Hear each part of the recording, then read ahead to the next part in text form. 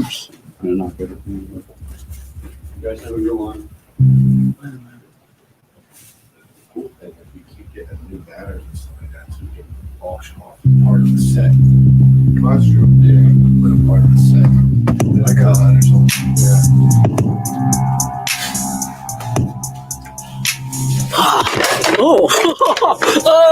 Oh, I fell off the building. No, I'm good. I'm good. No one saw that. I'm a death dealer, sworn to destroy those known as the Lycans. Our war has waged for centuries, unseen by human eyes. But all that is about to change. For those like me, a death dealer, this signals the end of an era. Like the weapons of the previous century, we too would become obsolete. Pity. I live for it. This is my city. I'm just letting you go on as long as you want. Ralph, what are you doing? This is horrifying. Horrifying. Sir. You're interrupting my audition for the Underworld remake. You're not getting the role. Was it horrible? Thank you for coming in. Thanks for coming in. That was good, Chris. You almost got the role. Almost. It was between you and Kate, and we gave it to Kate. Mm-hmm. Sorry, but we'll get back to you. Yeah, this is my building. Oh, this is. Hi guys, welcome to our movie club night. Movie club, part 4, Underworld. We have Chris Sampson, who's in that character already. We have Joe Bruscia somewhere standing around. Joe, are you there? I'm here. I'm coming in, dude. Coming in. Anytime you guys are ready, because guest of honor's backstage already. Chris just moved an entire building. I saw that. Chris, we have our guest of honor backstage. Oh, Mr. Grevioux here? He's back there, man. Is he wearing a Vikings hat? I want to start off by saying I made sure to wear an Eagles shirt, not the. I'm going to start off by saying that Kevin, I will say this, is forever one of my better friends because the fact that he was the only non-Eagles fan to call me the night of the Super Bowl win in 2018 and congratulate me, even though he's laughing. Why would he congratulate you? Even though we beat the Vikings the week before, 2 weeks prior to get rid. Yes. So Kevin gets all the props. He didn't call me. Let me bring him on because I don't want to call you. How you guys doing? What's up, man? How's it going? That was Viking time. What's up, man? Hey, I got to represent, right? You did. And Joe, Chris, can you guys get a little closer? We can't see you. I can't wait. Shy. Don't be shy. I cannot wait. Oh, maybe it'll help if I change the view. Maybe this will help. There you go. There it is. Boom. Yeah. Awesome. Yeah, Kevin, you forever are in my heart for that call because I knew how hard that was for At you. least you guys got some jewelry. We're missing ours. Yeah, well. I'm still kind of mad at your boy Laurie, though, because 3 years out of a Super Bowl win, he gets rid of Peterson. And I'm like, you know what? That's why the NFL sucks. And I understand he might not have made the best decisions all the time, but it's like, you just don't get rid of a cat who takes you to the dance and you win after all these years. Philly does. All right. It's got to be the only team that has got rid of the winning coach and winning quarterback in this short span, right? It's got to be. I just don't get it. Listen, we can go if we start down this road, Kevin. We're not talking about we're commiserating of how crappy. Although I am considering we should do a virtual stream about the NFL together because I agree. We got to get on that one. Guys, well, I want to welcome Kevin real quick because as many of you know, he played Ray's in Underworld. You've seen him on your screen this month if you've rewatched the movie. Just an awesome movie. And Kevin, I told you the other day, I forgot how much you were in it because I haven't seen it in so long. Oh, yeah. So just a real quick recap. Kevin Grevioux is an actor, screenwriter, and comic book writer.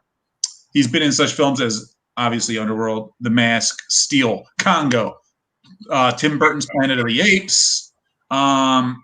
You came up with the original premise of Underworld, as far as I understand it. Yeah, I wrote the original screenplay. You appear as Rays, and you returned in the prequel, Rise of the Lycans. Yeah. What? I guess my question is, how did this idea of Underworld first come about? To be honest, it began with Lynn Wiseman. We had known each other for a few years, and we kept in contact. We actually met on the set of Stargate, and I was an extra on Stargate, and he was a prop assistant. And so, we struck up a conversation. He approached me, thought I had a good look. We struck up a conversation because he was trying to direct his first feature at the time, which was some kind of Western. It didn't work out, but we kept in contact and, attempted to write, a script together, a couple of months later. And I remember he had finally been able to break away from doing prop assisting to directing music video. And he finally was able to get with ICM as a director, but they were just sending him, really bad scripts. And, so he got an opportunity to have a meeting with, I think it was Dimension at the time. And Dimension was looking for a werewolf project because Blade had done so well for the vampire genre. So he called me and said, look, you have any ideas? And I'm like, about, to do a cool werewolf movie. And I'm like, nah, not really, but let me think about it, for a couple of days. And, the problem was that, that we were both having really is that at that time, I think there had only been 2 good werewolf movies, maybe 3. And of course, everyone probably knows what they are. The original Wolfman, American Werewolf in London, That's what I was going to say. And then The Howling. You know what I'm saying? Howling, right, I forgot about that. Yeah. And so The Howling was actually the first time I saw a snout-nosed, bipedal, werewolf creature. And I was fascinated by that. And I said, I'm interested if we're able to do a snout-nosed creature like that. If we can do that, then I'm down, because that presents a different morphology, with the werewolf genre. And I think we could do more, with that. It's more monstrous. I've always thought, just the hairy-faced man was kind of silly. You know what I'm saying? Yeah. So I said, let me think about it. And so for about a week, I thought about it, and I came up with an idea that he liked. And he was like, okay, well, let's meet, let's talk about it. So I went over to his apartment, and we had a session. And I said, look, dude, we can't go in here and pitch this one idea, because if he doesn't like it, or they don't like it, then, we have nothing. And one of the things you have to realize about pitching as a screenwriter or creator is that you might only get one shot with the prospective producer. And if you don't hit them with something good, you might not ever get in. And so I was reminded of what a friend of mine experienced when he went and pitched his idea to, I think it was the Jim Henson Company. And he said, he went in there, he had, what he thought was a really good idea. And you know how when you have your pitch meeting, you engage in a little small talk or whatever. So they engaged in about 5 minutes worth of small talk. And then he said, okay, well, what do you guys have for him? And he said, I have this cool Bigfoot, project. And as soon as he started going to the pitch, he got raised his head up. You know what? We already have something Bigfoot related. So what else you got? And he looked at his partner and was like, well, that's it. Quick meeting. Yeah, and he was like, well, hey, you guys come back when you have something, you know, cool. And so Right. you know, you're talking about a 6-minute conversation Right. because you couldn't adjust. Right. So I told Lynn that story, and he was like, well, look, I don't have any ideas. I said, well, I've been thinking of this. And I said, what if we do a Romeo and Juliet story? But instead of Montagues and Capulets, we have werewolves on one side, but vampires on the other, and make it like this surrealistic centuries old rape, and you know, well, this, you know, kind of like the star-crossed interracial love story that spans a centuries-old race war. And he was like,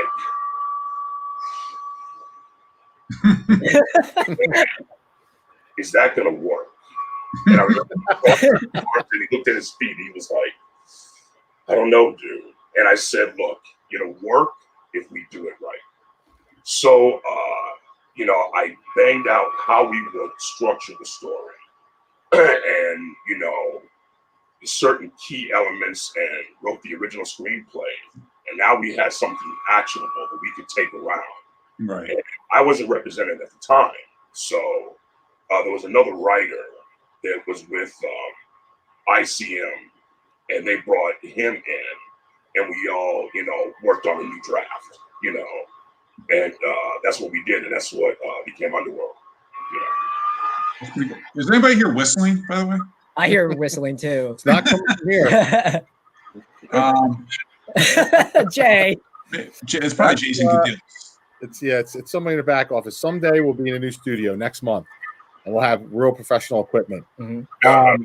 That's funny though, Kevin, that you bring up that those pitch meetings, because it seems like every pitch meeting we've ever been in, the first thing you pitch is they're like, nope, stop, we already have that. What else do you have? Stop. And that, you get through like 5 or 6 things until you finally find something they might be interested Luckily, in. we have so many titles. We'll walk in with 5,000 titles. Yeah. Which also gets overwhelming, because then they're like, well, like. Exactly. That's always the risk you run into. And then sometimes they might choose something that you don't necessarily think is all that cool. You know, you liked it enough to create it, Right. but that was kind of, you know, further down the track as what you wanted to pitch as your best foot going forward. But oftentimes, what happens is that that's the property or IP that these, you know, prospective producers, you know, glom onto. And so, hey, you know, let's make that work. You know? Well, luckily, Kevin, we don't have any IP that isn't amazing, so I heard that. I like that. we don't have that problem. Right. What so you actually had the screenplay written, and then you had rewritten it when you went in to pitch it? Oh no. Wait, yeah, okay. If I remember correctly, we pitched it after I wrote. Well, to this other guy, he dropped off. The guy who originally, you know, prompted us to do it for whatever reason, and I can't remember why, but he dropped off. And I guess what it was is that he just didn't respond, you know, for a while, and we were puzzled as to why. Then once we started ramping up, then we get a phone call again and said, well, can Kevin and Lynn come back? And it's like, by then we were off to pitching to other people. And don't you know that after it got announced that those people at Dimension had an announcement that they were going to do Marvel's Werewolf by Night, and it was a Romeo and Juliet story. And I'm like, Coincidence? Exactly. And of course, it never happened. Yeah. You know? But you know what you find out though, which is really sad about the industry, is that a lot of people aren't as creative as they think they are. And one of the things that happened when we were going around pitching is that a lot of people couldn't understand the concept of actually having a race of vampires and a race of werewolves, and that they would fight. You know what I'm saying? It's almost like they're like, well, that's never been done before, so you know it won't work. And I'm like, and people won't understand it. And I'm like, are you out of your mind? It's kind of a no-brainer concept. But that wasn't exactly. hadn't happened yet. Yeah. Exactly. And you know how it is in Hollywood. Nobody wants to be first, but everybody wants to be second. You see what I'm saying? Yeah. And oftentimes what that does is just, stymies any creativity moving forward. Like, you remember all the scuttlebutt about, the superhero movies wouldn't work. And there's only Batman, Superman, and Wonder Woman, maybe Spider-Man, but they're mostly silly. You can't get them right. And it's like, no, that's not it. You have to have a type of producer who has access to the money, who understands the genre, and knows how you need to adjust it to make them interesting. And now Marvel has just taken over the cinema, and now everyone's scrambling to have their own superheroes because they can't compete. This is what people want, and you give them what you want. You're not reinventing the wheel here. Just do what people like, and they will come. But you have to understand that, hey, as a producer, you might not know everything, and so take the chance and see what happens. And like I said, now we have the Marvel Universe, DC Universe, and I think more superhero films are coming. So, yeah. It's funny too. It seems like in Hollywood that they're always trying to chase what's hot. Like, we're working on a couple of projects, and they want to do stuff that came out this year or last year, but it takes 3 or 4 years to make a movie, and by the time you get out there, what's hot now might not be hot then. So I always get what do you have coming out that nobody else knows about? It's a constant. What do you guys have that nobody knows yet? Yeah. But the thing is, no one really knows what's going to work until they actually see it and it comes out. But if you have the mindset that you're always trying to do what is cool, or do what you think people want to see from the standpoint of actually being a fan of genre, it's going to be much easier for you. Because like I said, you're not reinventing the wheel here. You're just trying to throw your hat into the ring and do some cool stuff. And my philosophy has always been, what hasn't been done that's cool, or what hasn't been done right? Yeah. And you delve into that, and you can always find nuggets. It's just a matter of whether or not prospective producers are going to, take the chance, see the vision, and say, you know what, I think it can work. I mean, look at all the room. I shouldn't say rumors, but look at all the things that happened surrounding the Matrix. No one understood what it was. Even when you had, I think his name is Steve Scroach or Jeff Darrow's images. They're comic book artists. Oh, right. And they came in to do keyframes, and no one really understood it until it appeared on screen and said, okay, now I understand. I mean, even myself, I remember when the script was going around town, and it was called Mainframe. And I read it, and I thought it was well written, but I really didn't get it until I saw that first trailer, and I said, oh my goodness, I know exactly what it is, and the rest is history. Hey, do you guys want to bring in our panel, the rest of the guys? Chris has one I have question. one burning question. I got to get this off my chest. Kevin, you created and played as Reyes in the film, one of the coolest characters ever. You start off the movie with a bang with the firefight in the train station. What was it like bringing that character to life, and what design elements did you bring to the character?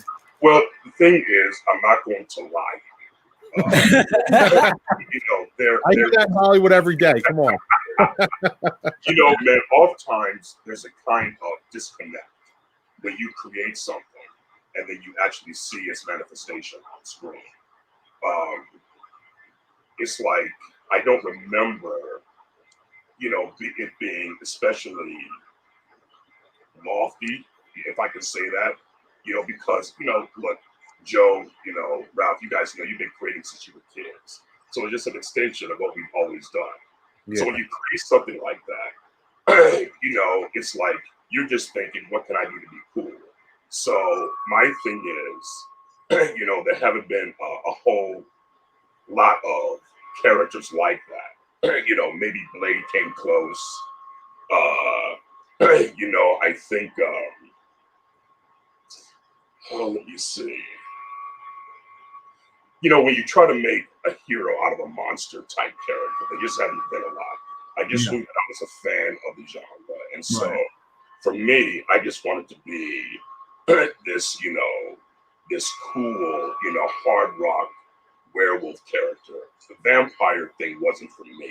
I thought that was I thought that was a little bit too, I don't want to say dainty.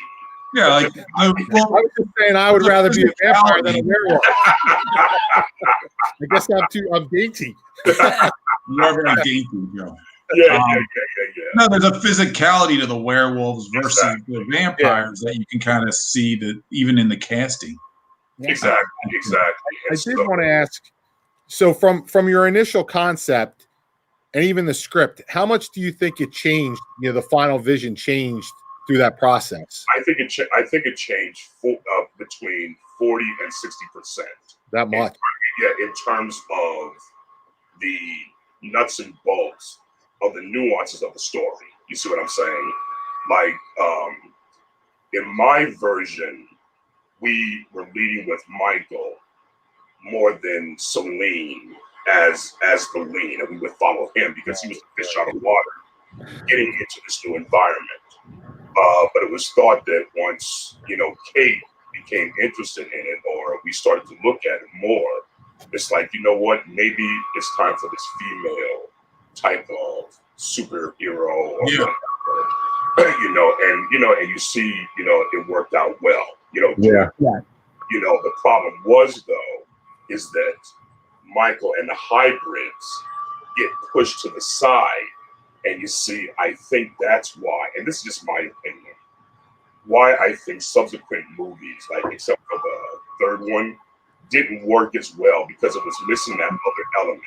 You know, what is the creature that can either bring them together or tear them apart?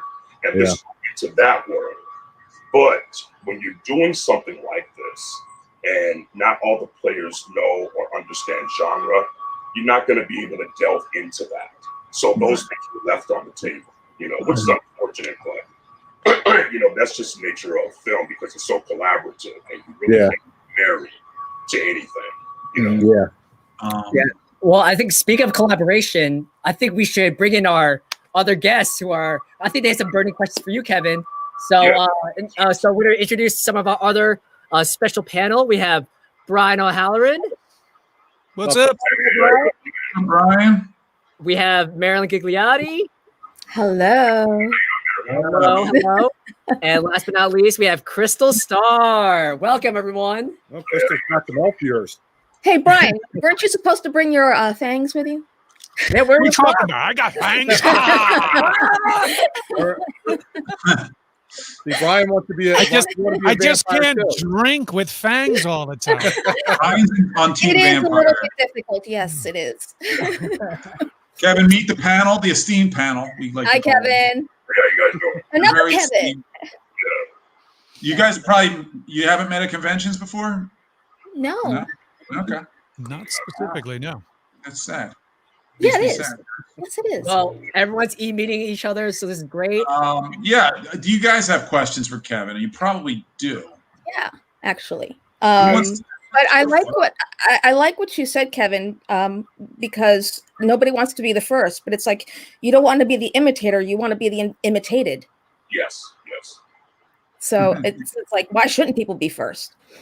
Do you use, because it's like it seems you have quite a background as far as education. Do you use your studies for microbiology, chemistry, psychology, and genetic engineering into your scripts?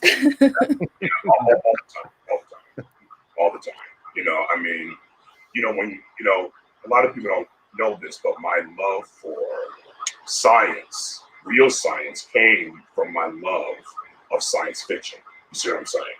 It's just that during the time period in which I grew up,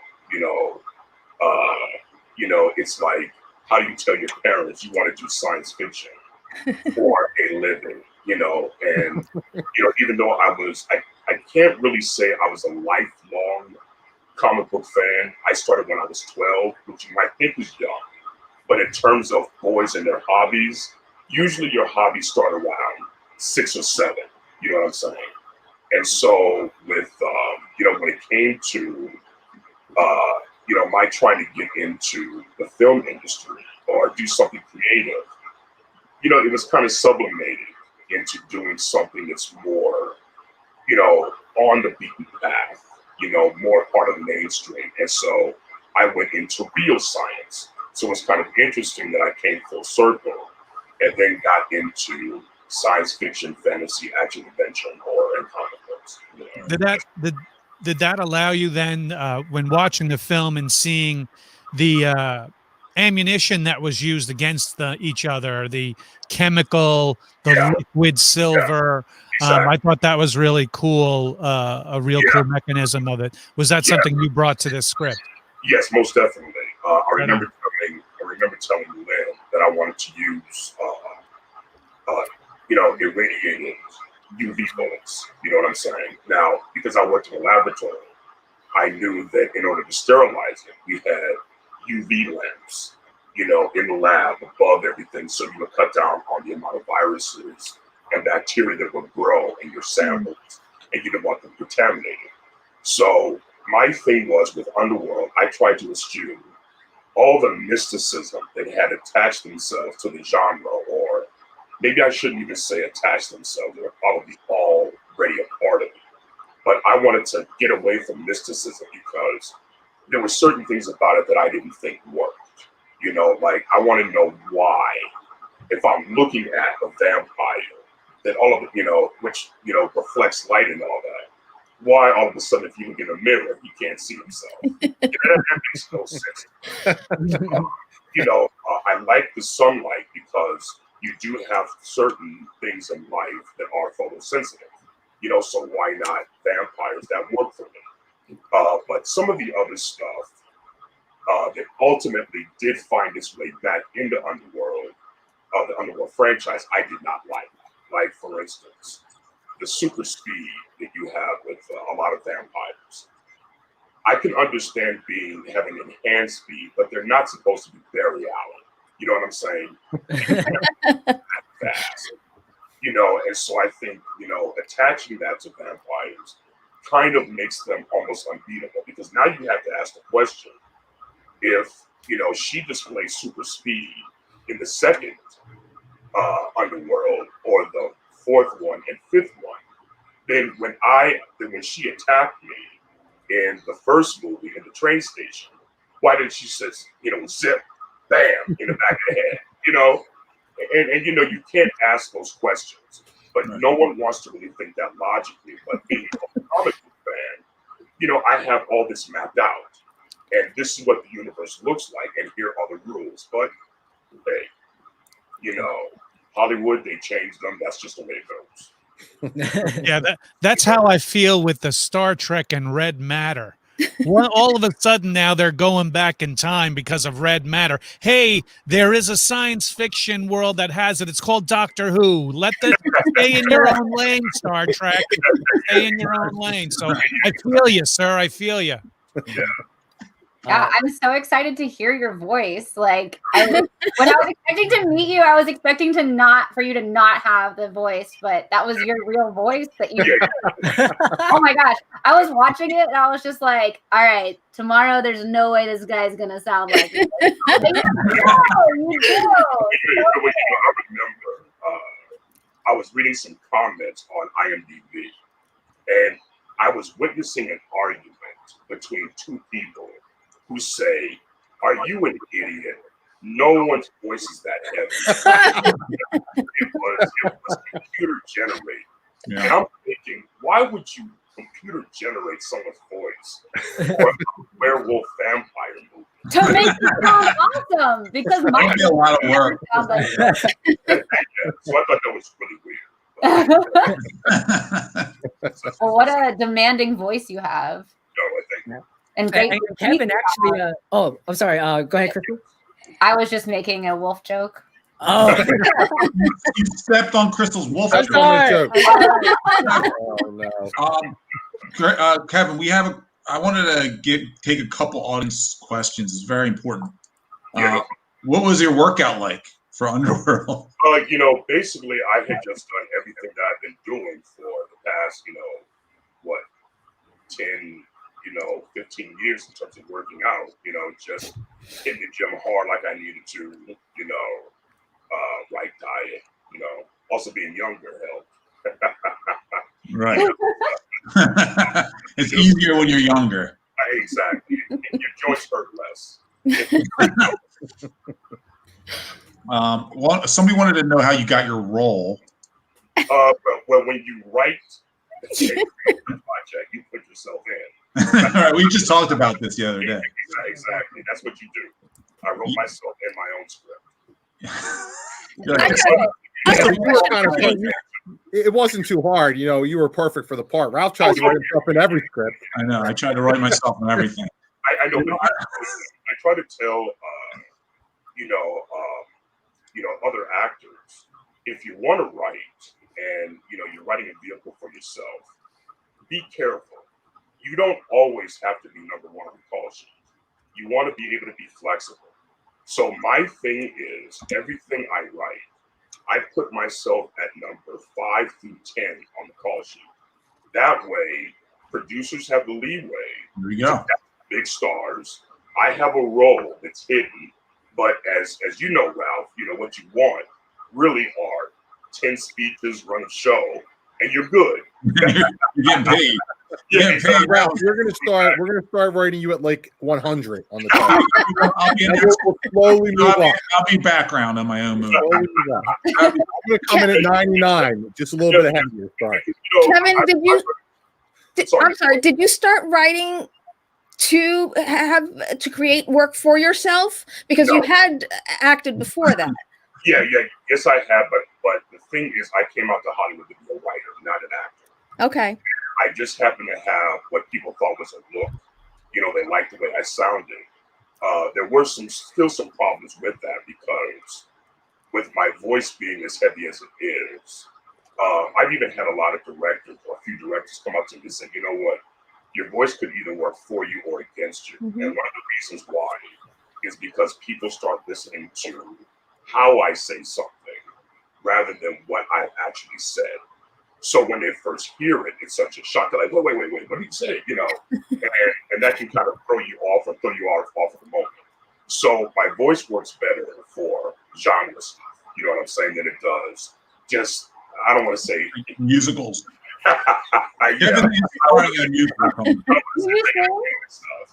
He's doing West Side Story. Kevin's in West Side Story coming out. Yeah. So that's how that goes. Do you ever sing for yourself? Do I ever do what, miss? Do you sing? No, I couldn't. Do the Vikings even have a fight song? We could sing the Eagles fight song. Oh, really? Ben, the only, what do I know? I think the Vikings do have one. I think they do. Yeah, but it's not something that's really out like hail to the Redskins. You know what I'm saying? Right. It's not like that. It's not very well done. But no, I came out here to write, and I guess people thought I had a look and a sound, and they're like, you could make some good money doing this. And so, with Hollywood, it takes about 10 years for you to hit. For most people, I would say. So, around the 8-year mark is when. What happens around the 20-year mark? Curious, like. Just for research purposes. Yeah. Like anything that happens at that mark? No. Okay.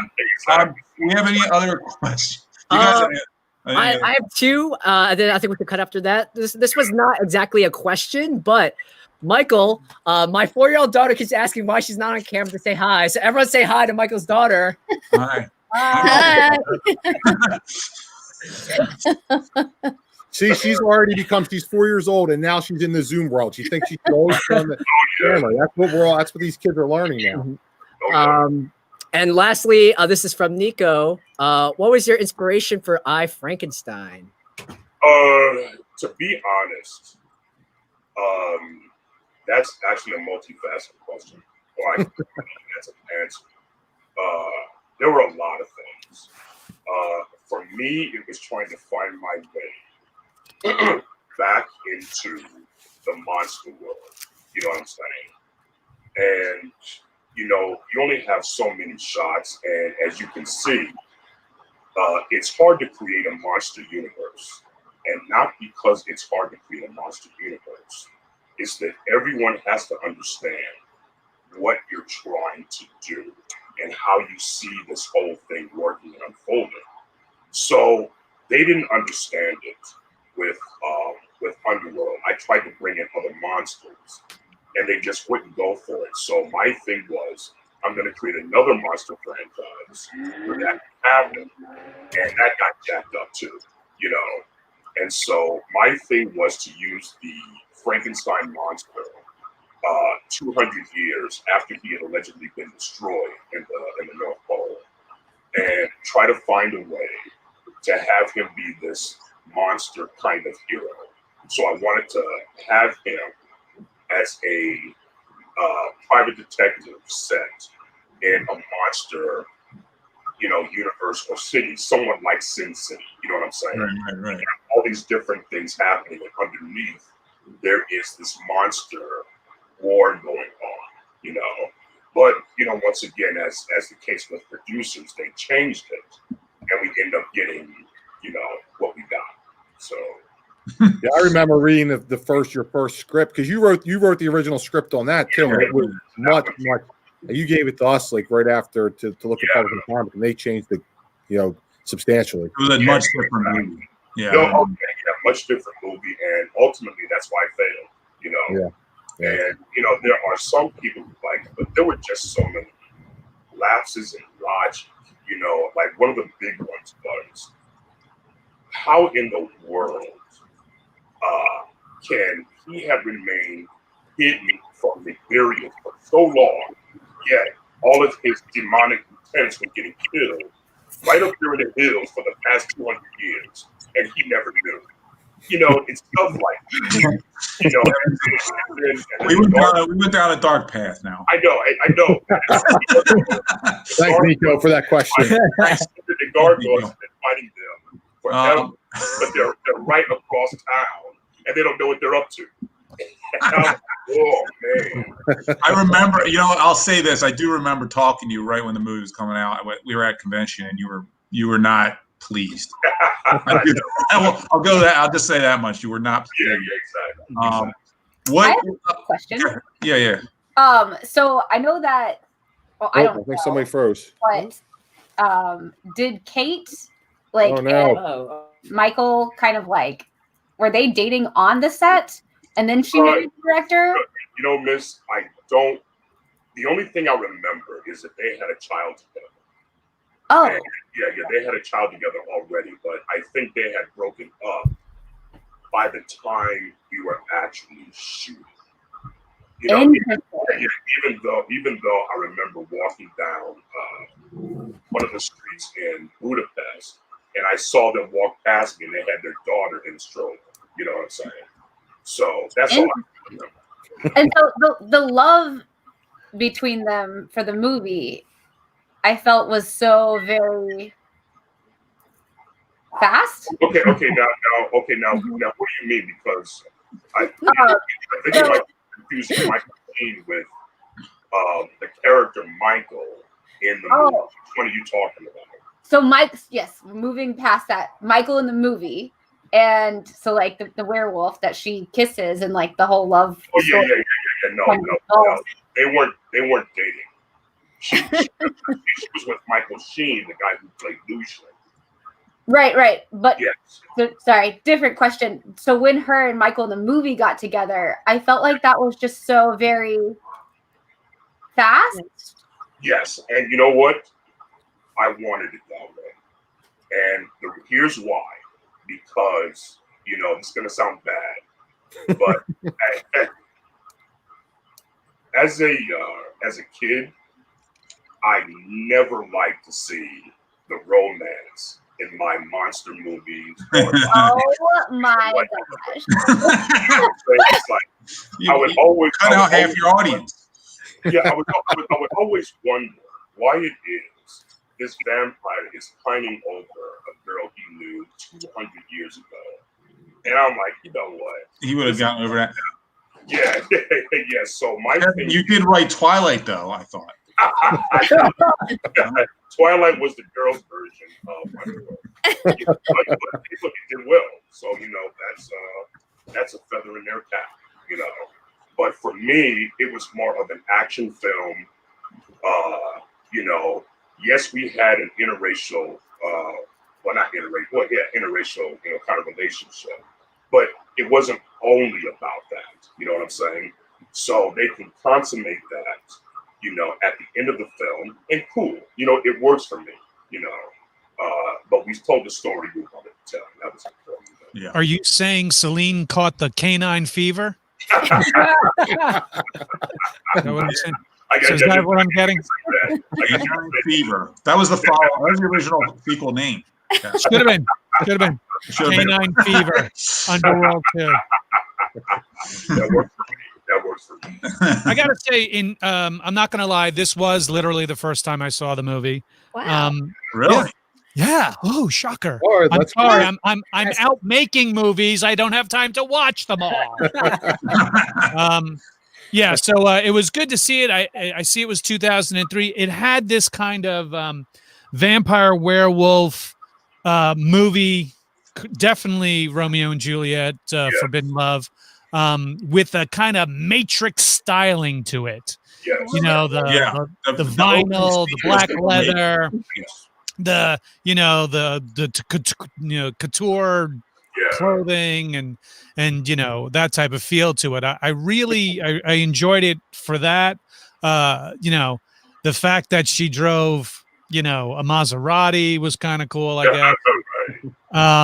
And I was waiting for the other coven head for her to make it to this meeting, and I was like, damn it, they were killed off so quickly.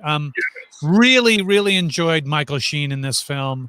I'm a big fan of all his work, especially. Yeah, so it was nice. It was a surprise to see him. I'm like, oh, he did this movie?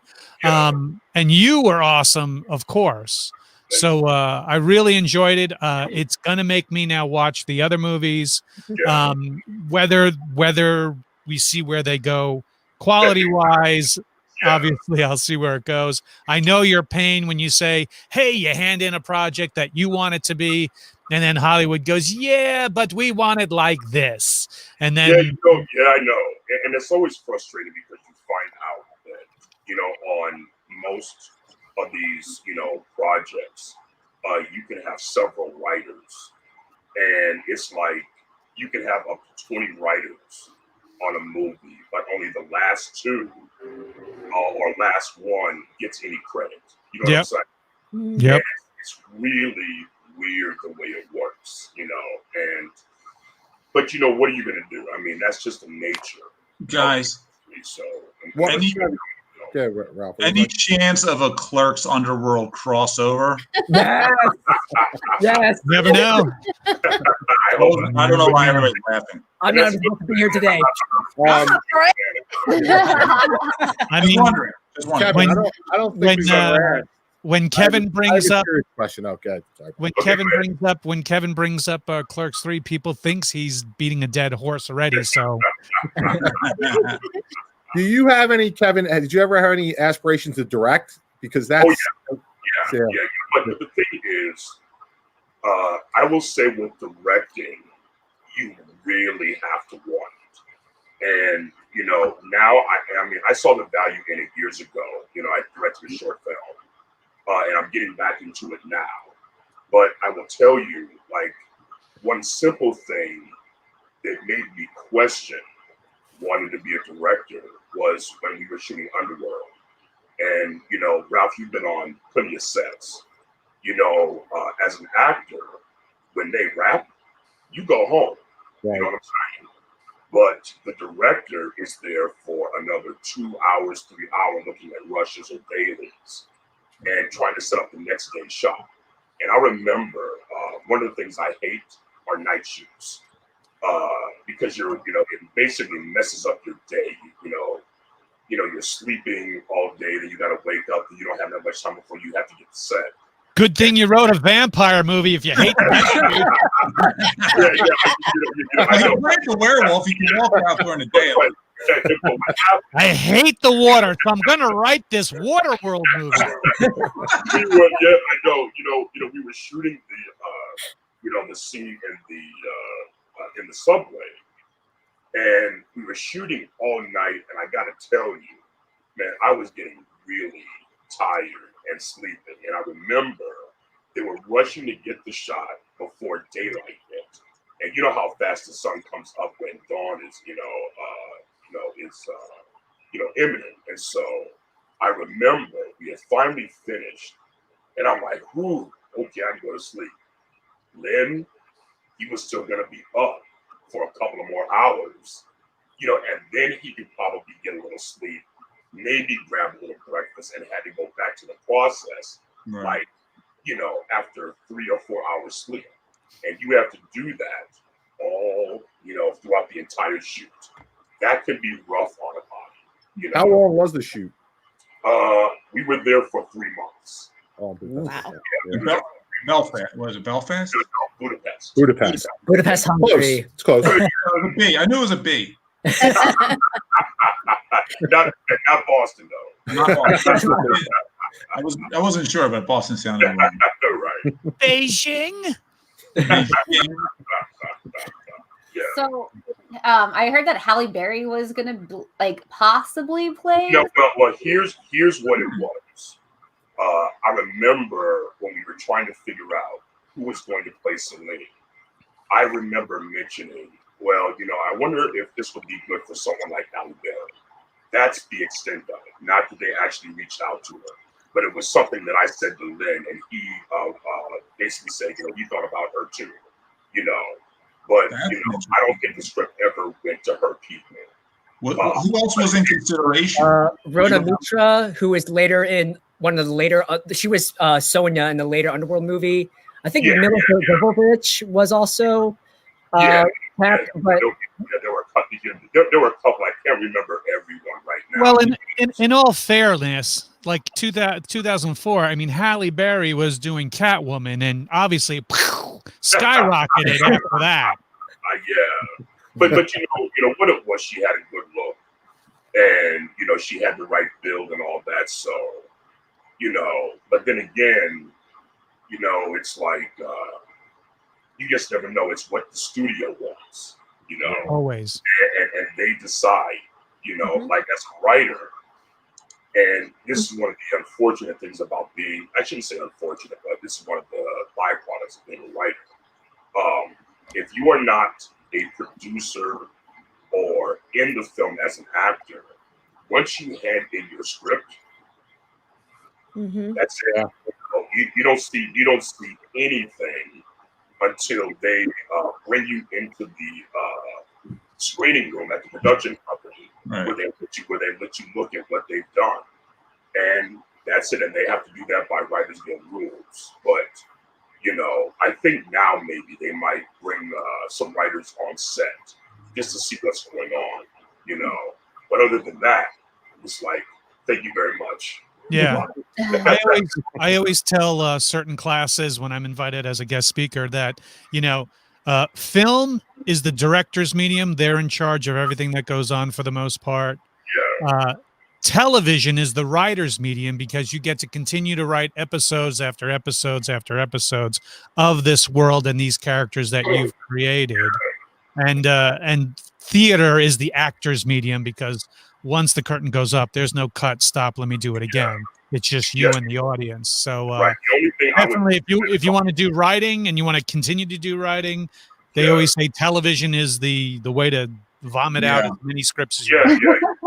The only thing I would push back on is that I've run into more than a few producers who have said film is a producer's medium.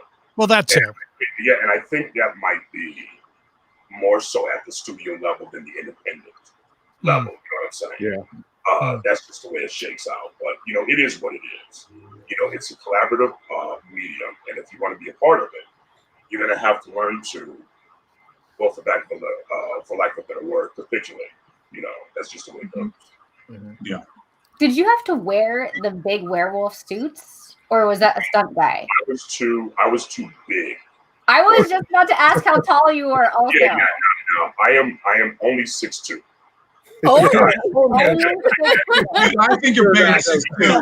You tower over me. I'm 6'1". Yeah. No, it's like I'm Oh, you almost gotta get like, remeasured. You're at least 6'6", right? No. Yeah, I'm more than 6'2". But the way Maybe these I'm only 5'9". but the way these suits work is that they want their what you call creature bodies. They want them to be svelte, very thin, because they can always build you up. But they need you to be that way so they can create the right morphology to make the suit look good. Like if you notice someone like Doug Jones, you have Doug Jones. There are a number of them. I can't remember all of their names, but they're really thin, and that allows you to play with the size of the creature. And so I was much too bulky, for that. And plus, look, the werewolves were on stilts, yeah. which are attachments on their feet, and you had to be well versed, in how to walk in them, so you weren't, and then, and the stunts can be quite heavy on these things too. Like I remember I got into a fight with one of the werewolves in Underworld 3. Man, I accidentally hit him in the throat. No. And now he's dead. He attended his funeral the following day. And after they said cut, he was frozen. I'm like, dude, are you okay? He's like, I can't breathe. I'm like, oh my God. You broke his trachea. And that happens, when you're doing stunts, because I did, for the most part, I did my own stunts in the first one. Like I remember I had to run into two of one actor and another stuntman, and in Hungary, they don't pay them very much, they make like $100, and I had to run into this one cat. He must have been like, just like 5'7" or something like that. And I did a flashback to football days. And I remember, they said, Kevin, I want you to really hit him. I'm like, I don't think and they didn't speak much English. So they're like, no, he take it. I'm like, ooh. And so I remember barreling into him, and man, I'm like, he's also dead. Two Underworld actors. Yeah. 2 deaths by Kevin's hand. And here's the thing about film, you have to be very careful and judicious about how much film you're burning or whatever, because you might only get one chance for a particular take. So you don't want to hit someone and then do a oops. It's like, no. You have to keep going. So that's kind of great. It doesn't matter if he's dead. We just If they don't have a lot of budget, they just leave it in the cut. That guy looks really bad. So real. Oh yeah. Look at all the blood. Oh my God, we're saving on blood, guys. Look at it. No. Don't go in yet. Let him bleed some more. Hang on. And cut. 2 things. Crystal, for more info about special effects, I highly recommend the creature feature commentary section of the DVD. I actually have an image here. Speaking of werewolves, so this image right here, this is a fully animatronic rig of the werewolf head. That's This actually is operated by I'm sorry? That's me. That's Joe. That's Joe. Yeah. It's Joe. So there's 2 different. Like he's wearing like a full backpack. You can't see in this shot. On the backside, he's wearing like a full backpack full of gear, electronics. There's 2 different like RC controllers. Like one of them operates like the eyes and the servos of the snout. The other one operates the jaw. And it's a fantastic segment. And in general, Len Wiseman and what's his name, Patrick. I had to write it down. Oh, Titopoulos. Yes. Which they also met on the set of Stargate. They all worked together, and Len Wiseman really wanted to bring it back to an era of creature feature, like heavy on practical effects, animatronics, puppetry, and very light CGI to enhance the effects at the end. So that's why even after 20 years, this movie still looks freaking amazing. Oh yeah. And Patrick was the right choice. I had worked previously with Rick Baker, so I suggested him, and it was like, Kev, I think Patrick Titopoulos would be better. And I was really worried about how the werewolves would really look. So I remember when I was working on Planet of the Apes, there was this snout-nosed bipedal werewolf maquette that I saw. It was, I think it was sculpted by Jose Fernandez, who was an excellent creature effects guy. And so when we met with Patrick, after we got the green light, I basically walked in with this werewolf maquette saying, this is what we want them to look like. So there would be, no, equivocations about how, or mistakes about, what we wanted them to look like, because like I told you before, there were producers who wanted the werewolves to look like, Sabretooth, of the X-Men, look like chops and long fingernails and fangs. It's like, the original Sabretooth. Yeah, exactly. I think what's that cat's name? Tyler Mane. That's We had him out as a guest. Tyler, we had on.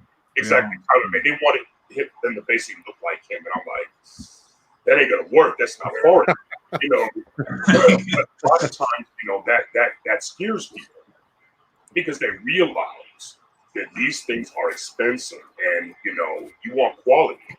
You have to pay for quality, and a lot of producers are reticent to do just that, Even with Frankenstein, I remember some of the makeup effects guys when I got to Australia, they were kind of complaining about, when they wanted to push the makeup, and even Aaron Eckhart was like, well, guys, he is Frankenstein, you're supposed to, kind of push, now. Let's see if I can do something. You're gonna turn into a werewolf. I can't. This is good. I can't share my screen, folks. Oh, actually, if you're here or if you're on a laptop right now, you can definitely share your screen. Yeah, I'm not on the laptop. Oh, okay, sorry. So if I can show you this, I don't know if you can see it. Oh. That is what Frankenstein was supposed to look like. Something more like this. Right. You know what I'm saying? And Frankenstein been working out. Yeah. I mean, but what I was Frankenstein told, hitting the gym, bro.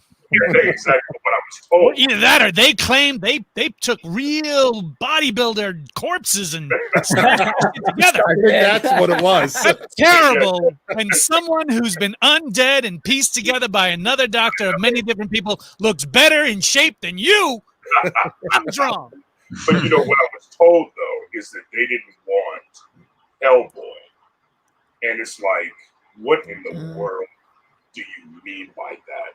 And Hellboy made a lot of money. You know what I'm saying? But I think they wanted to approach it more serious. But the thing is, a lot of the motifs of that you're using to create this stuff, it can look silly anyway. But my thing is, if you take the work seriously and don't take yourself seriously, you're going to come up with good product. You know what I'm saying?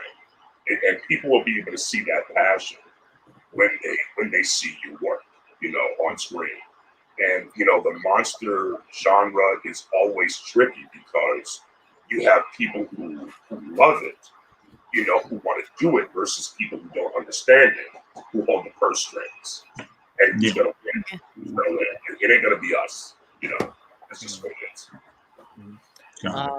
So speaking of amazing quality and passion, she's been waiting in the backstage for a little bit. I want to introduce Sun Kumanaki, and Kevin, I want you to stay on because we're going to be revealing her Underworld movie club movie club cover. It looks amazing. So introducing the one and only Sun Kumanaki. What's up, Sun?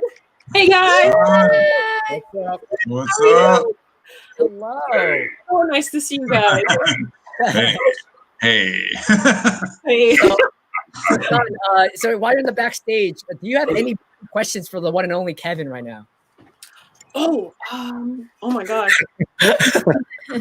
Nothing like putting her on the Why spot. did you work out? Oh, Kevin? Yes. She has some kind of question. Okay. What was the question? I'm put on the spot right now. Oh, I thought you had a question. You cut out, so I didn't hear it. I thought you really had a question. Ask him why the Vikings. Stop. No, don't ask that. No. Never mind. Yeah. You hurt my feelings.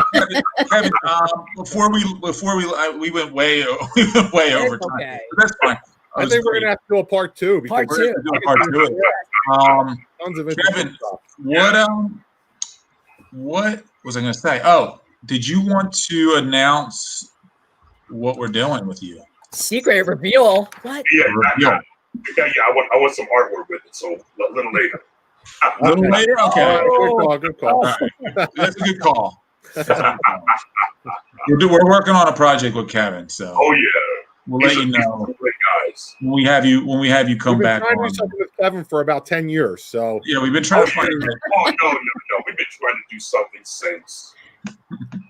Man, when did I get with Scott what was that? Agostoni, I right? think it's Tony. Agostoni. That was 2008. Yeah, so yeah, 12 yeah, years. 12 years. yeah, exactly. 13 years in 2021. Oh my God. I can't believe I'm only 40 years old. Only. I can't believe I'm allowed to get in the bars now.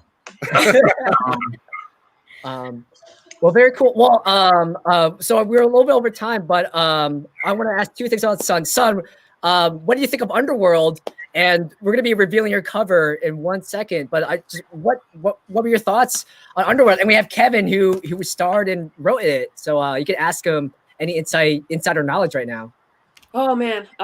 Underworld is definitely one of my favorite movies growing up. Like I grew up as a, goth girl in like the early 2000s. So I swear I was part of the goth girl starter pack. So obviously I love it and I still love it. I think that it still stands time. Like I think it's still great now. So I want to It say really does. It really was very over time. Yeah, I agree. I think it's like that because it was pure. You know what I'm saying? It was created by, guys who like genre, love genre, things that, we've always wanted to see. Like, for me, looking at Frankenstein meets the Wolfman, or the House of Dracula, or the House of Frankenstein, that they're all fighting, that is the stuff of Saturday matinee monster movies. And that's what I wanted to recreate. And those things never get old. They never get old. Yeah. Perfect. Yeah, excellent. All right, should we reveal the cover? So I'm going to reveal the cover. Yeah. All right. Hold on 1 sec. I wasn't ready. We're right. It's in You got the. it? I got it. Okay. So revealing the cover in 3, 2, 1. Bam! Yes. Ah. Love it. Cover Van Helsing mashup. That's our Van Helsing character as Celine. Oh wow, that's great. So I love it. Fun. On our web store now, guys. Yes, on sale right now. I'll drop a link on the web store in just a second. But Sun, please tell us what was the process like on work on this cover? Well, I had a lot of fun with it. Obviously, I love this kind of theme, and I love painting latex. So it was like everything that I wanted to do. So Joe loves wearing latex, so you guys Every day. I'm I kind of. can't see my pants, but I'm wearing latex pants.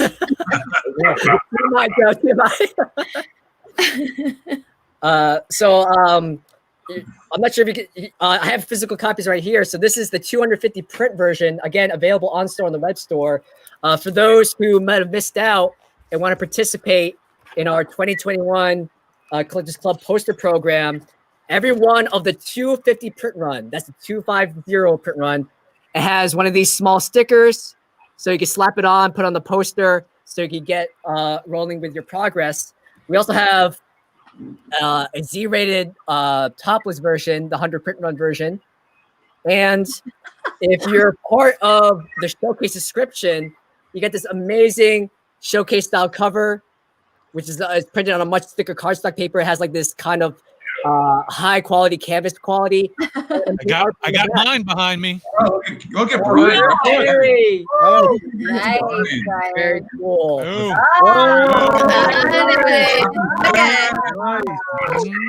Someday we're gonna have a video like that. I promise. Someday. Someday. Instead of sitting here in our Right. office, a couple Should of we dumbasses. be? I want to know what we should do here because we didn't get into it. We went way over. Well, Part two. You said it. I think we should have part two. Part Because two. I'm going to dinner. I'm going Okay. to already be late. But, You're out. You're out, Joe. Get all right. Am I out? I'm out. You're out. Yeah, you're out. Kevin, thanks a lot. I appreciate it. Take We're- care. Hopefully, we'll see you soon at a show or get together out in LA. Okay, that sounds good. I'm gonna have some good. I'm gonna Bye, go bye, get Joe. some sushi. Thank you so much, All right. Joe. Good riddance. Now we can finally get. Now the show can finally begin. Now you're going to 150. He's got his priorities. Sushi first, show later. That's a true show. Kevin, is there anything else that one person, we have one more question. Is there any other projects you're working on right now that you can announce? And No, then, nothing I can announce. and then where can we find you? Where can people find you? You can find me on Twitter, on Facebook, on Instagram. My website is darkstormcomics.com. So you can find me there. Wonderful. Thanks so much, man. Appreciate Oh, it. Appreciate you coming on. Love to have you back again. Go Vikings. Go Vikings. I guess.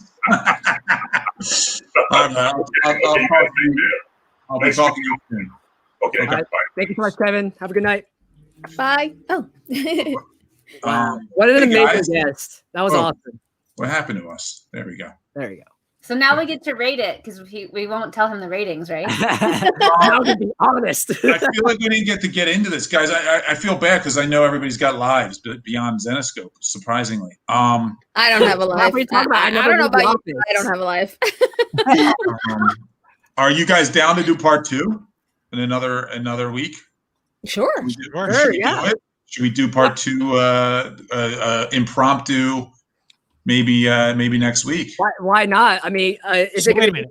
to When you say Oh, you say part 2, you mean this discussion part 2 or watch Underworld part 2? No, Which one? Like we didn't really get to discuss the movie at all, but we ran way long with Kevin, which was great because having him on I thought was fun. Absolutely, but critiquing it with one of the writers on is awkward. I was like, no, I can't do this. That wasn't the plan. To be fair, we were gonna have Kevin pop on for a little Q&A, have him off, and then we would get into it and go a little late. We went a little late with Kevin, so we never even got to get into it. So why don't we? Do we have time to just get into it real quick We could. since we're here? Lightning round. I don't know who else has to run. Lightning round, go! Yes. She sounds like my prom date. Can we just get into it quick? Just quick, easy. Let's go. Gotta get to an after party. Come on. Listen, if people don't have to get, I'm being cautious of everybody's time. I'm good. I'm good. I want to make sure everybody still has time to chat. Joe had to go eat sushi, but that's on him. Joe's too cool for us. Too cool for us. Yeah, let's go. Let's keep it going. We have let's do another 20 minutes. Okay, cool. Well, let's start off with favorite characters. Ralph, who's your favorite character in Underworld? Kate Beckinsale. Next. There's no real challenge there. Yeah, I mean, it's she does kind of run run the movie, so to speak. So I think it's got to be Celine. Yeah. It's got to be Celine. And she, I guess she's okay looking. I think for the fact that this was actually shot in 2003 and to have a female-driven film at that point was pretty nice. It is cool because I remember we just started Zenescope. Not even started. Probably just was getting underway going. We were going to do a lot of female-driven lead characters. And then that movie had come out, and it was really, there wasn't that much in terms of female-driven action leads back then. I mean, here and there, Aliens, obviously. Right. You had them coming up, but that was a cool different add-on there. And I had seen the film before, but I don't think I saw it since the origins. So it was nice to actually revisit it. And I actually do want to watch the sequels again now. You're in for a treat. There's 6 movies, an anime short film, I think at least 2 book novelizations, a couple of comic books, and I think there's also a video game. I binged all 6 movies because my friend and I, we do a horror podcast, and we had to do an Underworld marathon. It was a lot of fun to watch all of them. I never saw any of the sequels yet. I like Brian. Maybe I'll start watching them now. I hadn't seen this until I saw it in the theater, and then that was it. So I hadn't seen it in 17 years either. My dad bought it for me on DVD when it first came out. I just never watched it for whatever reason. So yesterday was the first time that I watched it. Mm-hmm. Oh, wow. Okay. And I think I probably would have liked it more in 2003, maybe. Kevin didn't direct it. It's okay. He'll be fine. Yeah. It was, I felt like it went really fast, and I felt myself like questioning more than focusing on the film, which was interesting. I thought the love scene, I'm glad I asked him about the love scene because that was so... It was like she just boom. It's like, oh wait, a kiss. It's like you're falling in love. You're like infatuated with him already. Yeah, I felt like that was just very rushed. He saved her life. Okay, but couldn't you say the same about Romeo and Juliet? Because they kind of fell in love at first sight, and that was a huge influence on the movie. Yeah, I guess that. like, the look that they gave each other in the subway was like, I love you. Yeah, I was questioning. It's like, oh, did he recognize her, or I see a pretty lady, Yeah, and fall in love. Are you kidding? I mean, she's in leather. I'll fall in love too. I'll be honest. I get why he's in love with her. I get why she's in love with him. Right. Yeah, he does. So he can do better. He does have lichen pheromones running through his body at the time. That's so. true. True. Yeah. Like pheromones they're hard to come by. Well, wait, not when he was on the train though. No, he was still human at the beginning of the film. All right. Well, she didn't kiss him on the train. Yeah, No, she no, wasn't as but into yeah. him on the train. Plus, remember, she kissed him to handcuff him. Yeah, Yes. that's the other thing. I was like, all right, so she's Well, handcuff him. Good. She But had then they're like, she felt something there. She was It's like the electricity just hit. I will say though, it's like Crystal, because it's like I had to rewatch the narration part 2 or 3 times to kind of really hone in on what was going to be happening and what was the initial narration into the story was. The one thing that was never discussed was how old is she? Because this was a 600-year-old woman. Huh? Wasn't she like 6 or something when she was. No. I think it was one of the novelizations of the prequel. I think she was age 19, but it's never established in the actual movie. But in a way later novelization, she was 19 when she was infected, but at the time of filming, that's not what I mean, though. That's not what I mean. I mean centuries, because it was a 600-year-old war, but she didn't start it from the very beginning. So no, because he came to her room. Didn't he go to the room and then he killed her family. He killed her family. Then he couldn't do it because it reminded her of his daughter. His daughter, right? That's why you have to watch the prequel. It'll make more sense. Yeah, Okay. the movies, like I the feel like- rest of the movie, have so much world building mythology. And to be honest, didn't remember there was a prequel. I don't. So Yeah, I think it was done after. okay. Yeah, I think it was like Underworld Awakening. That was like the prequel movie. Okay. where By the way, love it.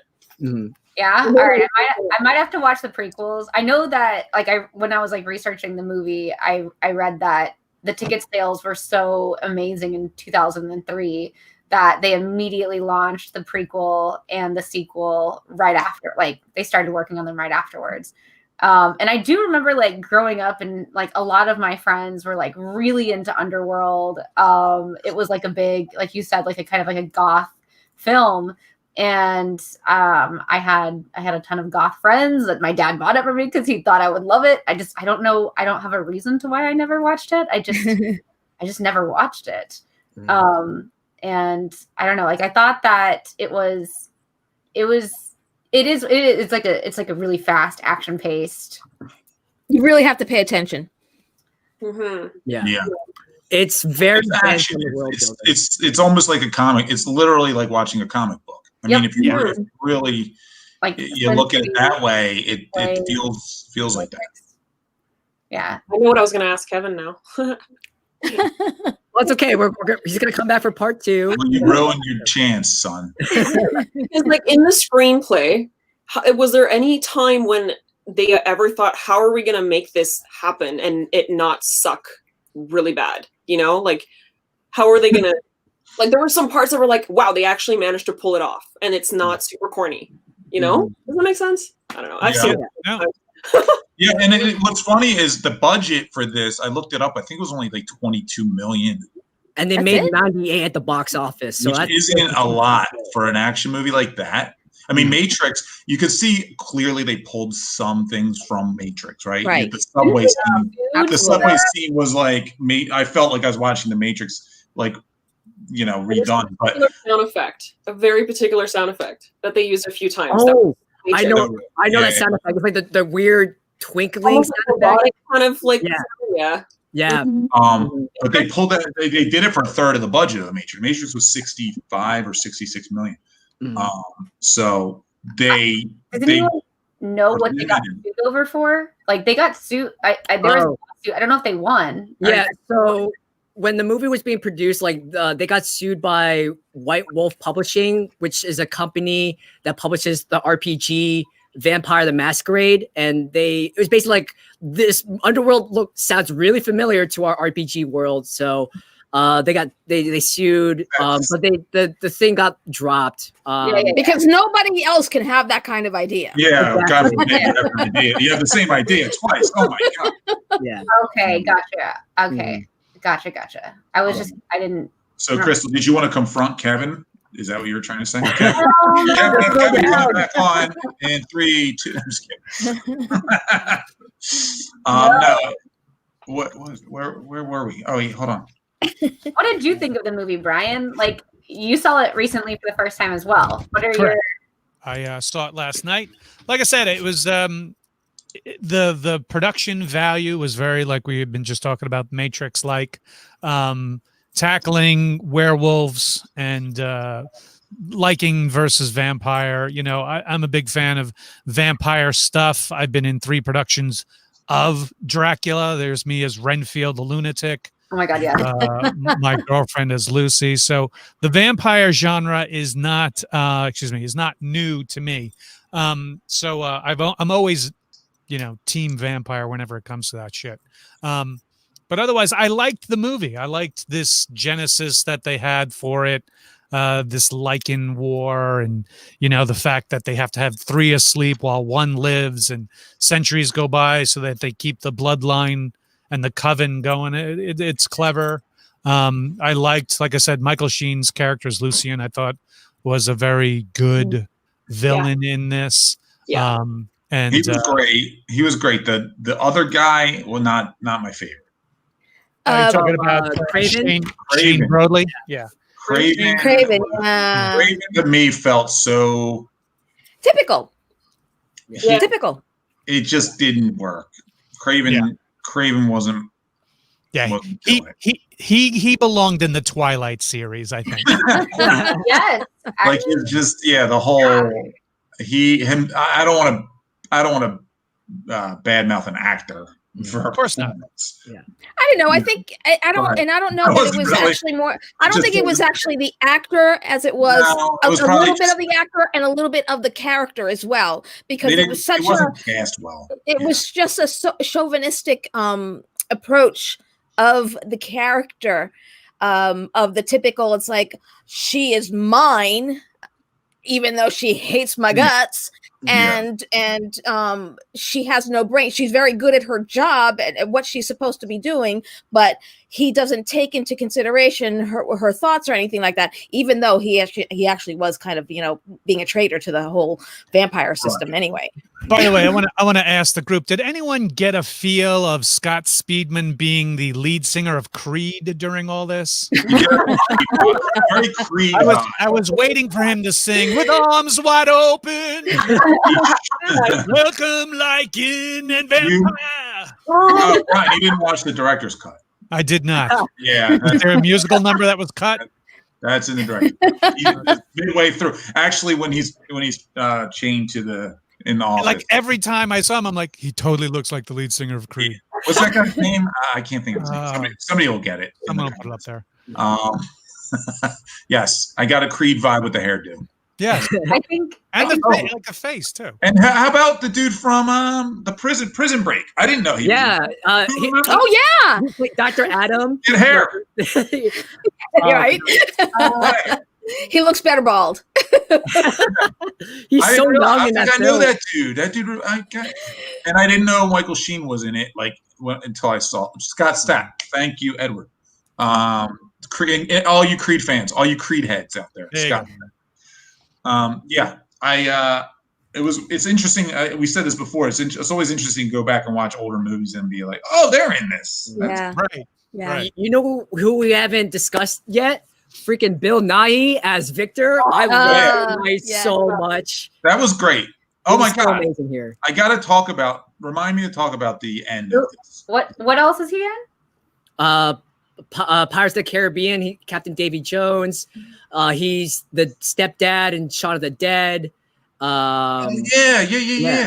Why am I blanking on more of his films? Oh no. Ryan, did you like your reface on that? Yeah. I thought the special effects of him, being rehydrated, rebloodulated, whatever you want to call it, right here, so White cool. Walker. I thought it was clever. I thought it was a good cool. plot device how they did it. That was cool. I don't want to give I don't want to spoil anything, but I do want to say, while it's fresh in my mind, one of my favorite death scenes of a movie was his death scene. Mm-hmm. Yeah. Right. Like I loved it. I just loved that scene where she kind of cuts him, and then he stands up to fight her, and then his face fall like that. It was great. It was so anime, like samurai cinema. Always, I was just about to say, it's always anime who slices them completely in half, and it gives you that 5 seconds of what happened. Oh, nothing's happened, and then and it's funny because I couldn't remember that, but it's like my thinking was, it's like, because all right, she just sliced him. He did a quick look. It's like, why didn't the head fall off then? It's still detaching, man. Come on, Marilyn. It's still detaching. My mind gets too logical when I'm watching shit. I'm with you. My mind was way too logical for this film. I think every time something happened, I was like, that's not possible. That's not possible. But you were cool with a dude who had scissors on his hand. Yeah, she was fine with the scissor hands. Fine with that. Yeah.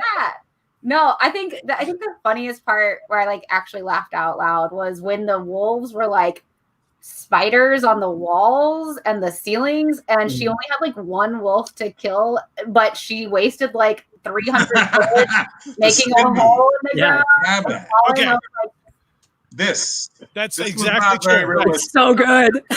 That's where I was like, where is this logic? And secondly, did these vampires go to the Imperial Stormtrooper School of Shooting? Yeah. Because she missed, if there was a percentage count, she missed a good, I don't know, 75% of her shots. Yeah. Yeah. They weren't very good shots. No, I guess she's only good at shooting statues. Crystal, anyone else in the chat would want to see it, you can find on YouTube. There's an excellent episode of Mythbusters where they tried to test out the shooting through the floor scene. Oh.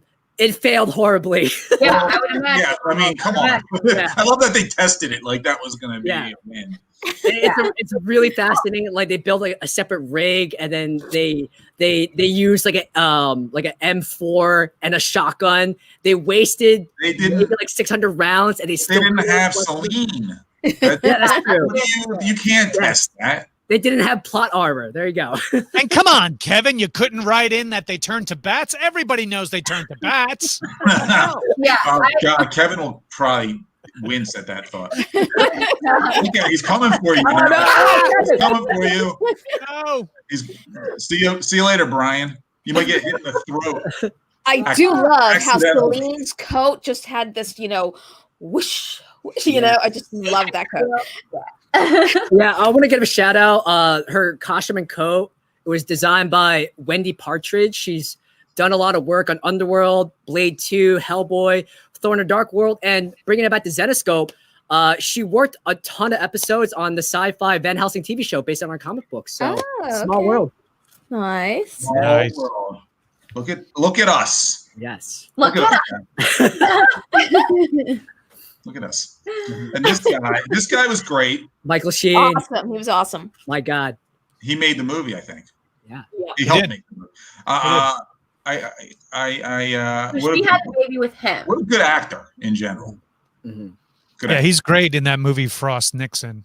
Just awesome in that. Oh, yes. And he was in the Good Omens BBC adaptation as not Crowley. Oh, what was the other guy? Oh, he played the angel in Good Omens. It was That's really right. He did. And he played the robot in Passengers. Mm-hmm. Yeah, the bartender. You guys recall the robot bartender. I worked on that, but I still haven't seen it. Oh, really? What'd What'd you work on in Passenger? What was your role? He was a spitting image of Tony Blair in The Queen, the movie The Queen. Ooh.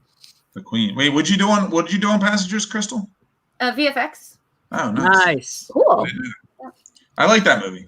Actually, it got crapped on, but I enjoyed it. It did. That's why I didn't watch it. No, yet. it's actually pretty good. I liked it. Need to watch Whenever I see it on I don't FX think- and there's nothing else on, I was like, all right, I'll watch it. I haven't seen it. It's Yeah? actually- What would you give it, Brian? What would you give Passengers? it? Yeah. Passengers, I'd give a 3, a solid 3, maybe 3.5. 3 out of 5? Out of 5 if we're doing the 5. Yeah. Okay. The sets, the technology, like that master suite. I'm like, oh, that would be like $4 million in Manhattan. Okay. I got It's to see a cool. lot of the actual It's a sets. good movie. The sets were really nice. And we didn't even know you were involved, Crystal, and we still liked it. Look at that. Look at that. And Jennifer Lawrence isn't too hard to look at in that movie. I'm sorry, but yeah. Right. That is also true. You would have also woken her up. Spoiler alert. Plus Lawrence Fishburne, Oh, yeah. and then what's his name at the end when he wakes up himself, the actual captain of the ship. Great actor. Oh, Andy Garcia. Andy Garcia. That's That was so random. I don't think he has a line. He does. He has a does. line? Yeah. He has like one line. He's like an extra. Yeah, literally, it's like one line. Andy Garcia. We're like, we got to get Andy Garcia for this line. Why not? Um, I'm free that day. Why not? This is Underworld discussion. So, Passengers is next month, guys. Any other questions there, Chris, about any other things we need to cover? So I don't know if it's canon. We're actually doing a part 2. Maybe we're doing the sequel. But this is a great discussion. We should save some for the next time. I guess 2 things: favorite scene, and what is your final rating of this movie? It could be 5 out of 5 vampires or 5 out of 5 lichens, whichever team. You, Five fangs. 5 out of 5. 5 out of 5 fangs. There you go. So let's start with you. What's your favorite scene and your rating? Would you ask me? Oh, son. Oh, me? Yeah. I'm really mad at Ralph because you already said what your favorite scene was. It's mine as well. It's when she goes to like slice his head in half, and that's so cool. Son and I are on the same scene. And I could have watched that 10 times in a row. That was my favorite. Oh, and my rating? Yeah, it could be 5 out of 5 vampires, lichens, fangs, whatever. How many vampires or lichens do you give it? Okay, I'm gonna go with 4.5 because that's high. That's high. I'm gonna write that down. That's a great rating. You like it more than any movie ever. No. What? Now that's a 5. That would be a 5. Critic, by the way. I just it's 5 possible. Opinion, but I think we gave Edward Scissorhands a 5 last time, so yeah, it's possible. Who gave Edward Scissorhands a 5? I think. I love it. Yeah, I did too. There's a pattern going. I don't remember what I She gave likes that. the leather. We gotta for next time. We have to have a graphic of everybody's name and each movie we've done. Yeah, Chris, and please. I will create a fancy graph. Yes. Cote, if you're watching, Chris Cote will design that for us. Excellent. So that when new viewers who haven't seen previous episodes pop up, like, oh, well, look what they gave such and such, so we can keep a score. Yeah, now we're so far in, we need scores. Yeah. Awesome. Well, thank you, son. Who's next? Who's favorite Crystal. scene rating? Crystal. Oh, I want to go last. All right. So my favorite scene is just because it was just so ridiculous. The shooting the ground, like falling through again. See, you love the scene. It's so good. It's so iconic. You loved it. It was memorable. I laughed very hard. So I will remember from the film. And I give this film. I give this film like a 2.5. Oh, Sounds like you're being nice with your 2.5. I want to give it lower. No. I kind of do. I just felt like it was just so rushed. It's just like it's not really like a film that I would want to like. It's not a film that like I'm like really really gung ho about. I kind of maybe I was tired watching it, but I rolled my eyes a lot during the film. Wow. Manning the Underworld franchise. Like there were parts that I loved, but I couldn't help but reference what I was seeing to other films. And for me, that's not something that I want to be doing when I'm watching a film. When I'm watching a film, I don't want to be sitting there thinking like, oh, that's like Sin City. Oh, that's like Blade. And Sin City was later, I believe. But like, you know, the Blade, the lighting of Blade, the Matrix, they were like, you know, like when they shot up the train station, the dude even had like the Matrix glasses on and like, you know, everyone had trench coats. And to me, I just felt like it was a really cool storyline. Like when you got to the end and kind of unwound and had to remind yourself of what was happening, I thought it was really good. And I think it's really good for male audiences. I think for the female, I think that there was just a lot of like story lacking for me. And to me, that was, I just really kept getting kind of caught up on the plot holes or this couldn't happen. And I know I need to get over that watching films like this. But for me, I was just kind of sitting there like, I don't know. For the year that it was created in 2003, I think it was you know, again, if I had seen this in 2003, I think I would have given it a higher rating today. But because I first saw it yesterday, I'm going to probably stick with my 2.5 just because, yeah, it's 2.5. 2.5. Just a reminder, guys, Kevin's backstage. I'm just messing. I'm just messing with you. I like the story. I just felt like it was, everything was just so fast and kind of just like shot into your face, you know? And there are people who love that about this franchise. I mean, obviously they made what, 5 or 6 films and all the extra pieces. So there is a huge love and like for this style of cinema. However, I wanted to hear more of the story. Like, I think like you wanted more character development. You wanted more of the love story. You wanted more of the. And I didn't have to have more of like a love story. Right, I get it. Like she literally betrayed her entire coven and killed her master essentially, and like she gave it all up for this guy that she had known for less than 24 hours, and it just seemed really odd for me. Like, maybe I'm a slow dater also, like maybe love at first sight. Try it one time. It's love under high circumstances, adrenaline, everyone's shooting guns, so like we gotta make out. We're gonna die. Somebody said you want the 3-hour cut. Maybe there's a director's. Maybe there is a director's cut. I actually watched the long one. I watched like the 2-hour one. Yeah, I did. Maybe that's another reason. Maybe I messed up by watching the longer one. I don't know. But again, she's been around for 600 or more years. Like she's had. I don't think. Right.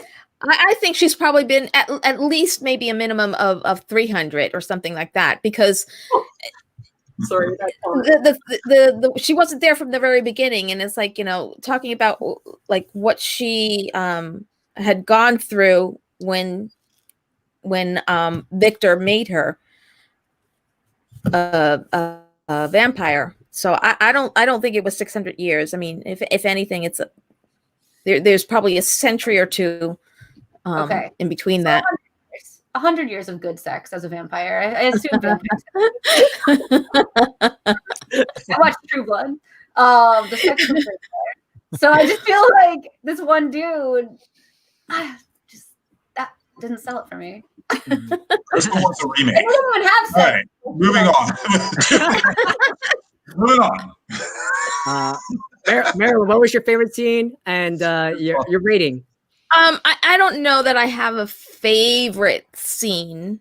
You know, anything that kind of really just stands out majorly for me, other than, you know, at the end when you know, the slicing of the head, you know, it's fun, but I don't know that I have a favorite scene on there.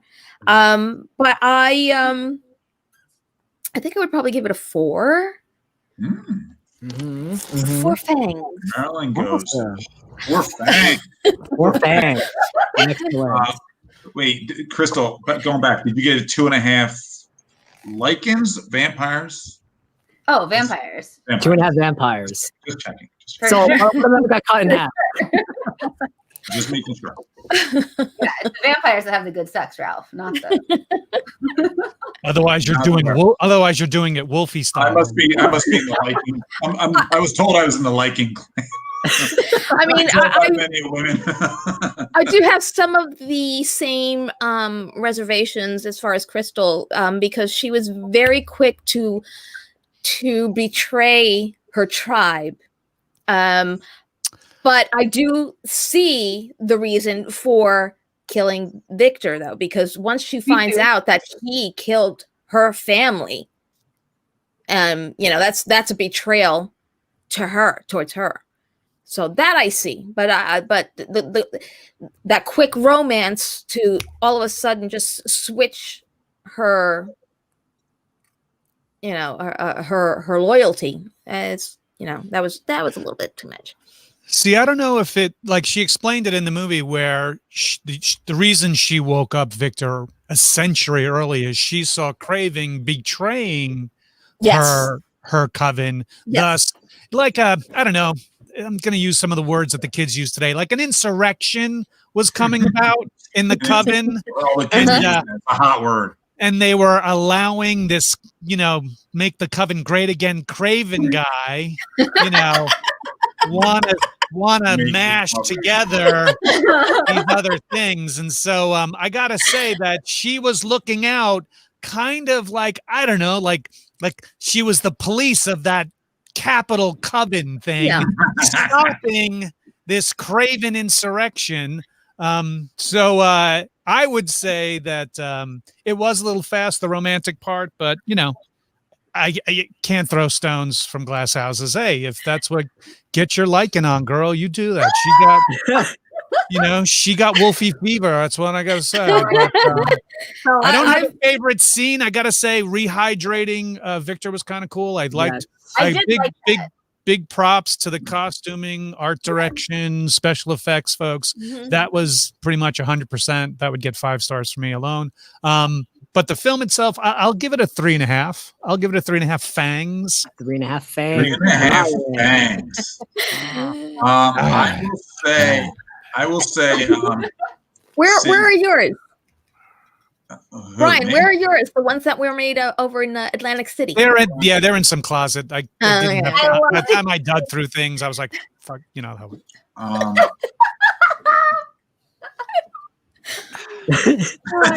All right, so I'm next. I suppose I will say that Sun stole my favorite scene.